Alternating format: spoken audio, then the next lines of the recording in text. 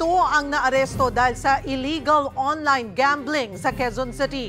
Patuloy daw na tumatanggap ng taya ang mga ito kahit expired ang license to operate mula sa PCSO. Magbabalita si Faith Del Mundo. Hindi na nakapalag ang tauhan sa outlet na ito ng Small Town Lottery nang sumalakay ang mga otoridad. Ang outlet pala kasi nila, peke. Ayon sa PCSO, July 14 pa daw natapos ang license to operate ng ilang dating STL operator. Pero patuloy pa rin nagpapataya gamit ang logo at pangalan ng PCSO. Nagla-live po sa mga burner account sa Facebook po. Nakita natin, traditional yung pagtaya. Makikita nyo sa taas, may mga ledgers pa, yung pangweteng na style.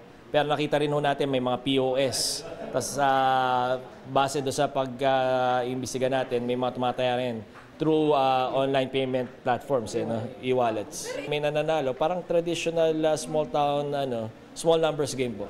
7 ang naaresto sa iba't ibang operasyon dahil sa illegal online gambling. Giit naman nila, mayroon pa kaming operator, alam namin legal kami. Kung illegal kami, ba't kayo i-risk yung buhay ng mga anak ko? May anak pa ako nag-aaral. Ang sabi sa amin, i-surrender yung ID nyo, ayusin namin kayo, magpapalit tayo ng ng ID, magpapalit tayo ng operator, aayusin namin. Pwede kayong mag-operate, pag nagkaroon ng problema, tumawag lang kayo.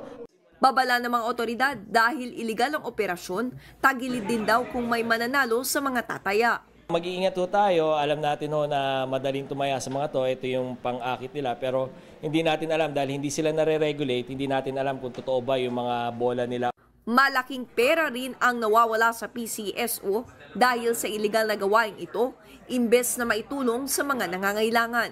Maaring itawag sa Unified Hotline 911 ang mga sumbong sa mga iligal na gawain. Para sa 1PH, Faith Del Mundo, News 5.